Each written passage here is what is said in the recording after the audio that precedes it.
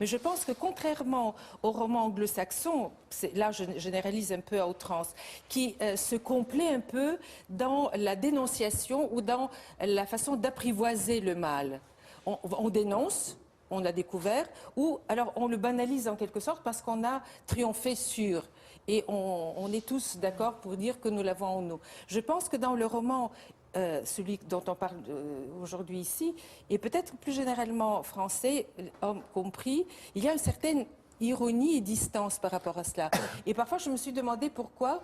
Est-ce que ce n'est pas parce qu'il y a eu en France quelqu'un comme Sade qui a introduit la violence dans le cœur de la réflexion et dans le cœur de l'érotisme.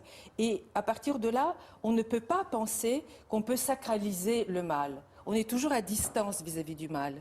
Il a éclaté à tel point dans les lettres françaises que qu'on ait lu ou non Sade, on sait que l'érotisme, la violence, le sadisme, ce sont des composantes de la vie psychique de chacun et il n'y a pas de triomphe, il n'y a pas d'assignation d'un assassin, ça nous travaille. Sur Byzance, vous dites, vous faites l'éloge, c'est un éloge de l'orthodoxie en creux, de la religion orthodoxe en creux, presque, votre livre. Mais vous dites aussi, de Byzance à Staline, il n'y a qu'un pas. Il y a ça, il y a le côté complaisance. Moi, je suis pas une Alors là, j'étais byzantine. perdue, là, moi. Hein. De Byzance à Staline, il n'y a qu'un pas. Attendez, je vais lire pour que ça soit plus précis.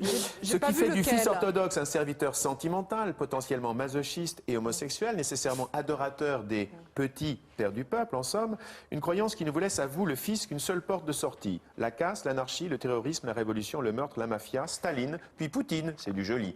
Voilà ce qu'avancent quelques psys à Paris avec Julia Kristeva, parce qu'elle n'hésite pas à se mettre en scène, hein, tranquillement. Voilà, Julia Kristeva, psychanalyste à Paris. Voilà ce qu'avancent quelques psys à Paris avec Julia Kristeva, mais c'est loin de faire l'unanimité. La foi est bien plus retorse que ne l'imaginent les successeurs du docteur Freud. Elle vous mijote de ses nœuds borroméens. C'est quoi déjà un nœud borroméen? Un nœud borromien, c'est un nœud inextricable, voilà, donc, qui représente les nœuds de la vie psychique dans lesquels on s'étrangle. Donc non, mais pour, la piste Staline, Byzance, c'est peut-être pas le moment de parler de la complexité de la foi orthodoxe. Elle est en effet très complexe. Et un aspect de cette foi orthodoxe, c'est de s'apesantir parfois, ou sinon souvent, sur les états de dépression, sur les états de misérabilisme, de masochisme. Et on a souvent dit, Julia Kristeva parmi d'autres, mais je ne suis pas la seule, que les régimes totalitaires se sont fondés sur cette complaisance avec la soumission et la souffrance.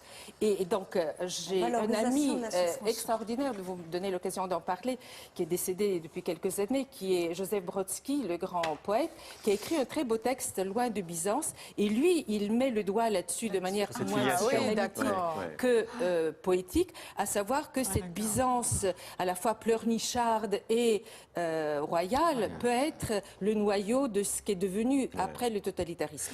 C'est une question, parce que je pense qu'il ne faut pas stigmatiser Byzance comme ça, et surtout pas les peuples orthodoxes aujourd'hui, parce qu'il y a des richesses particulièrement flamboyantes dans la peinture. Byzance était en définitive une question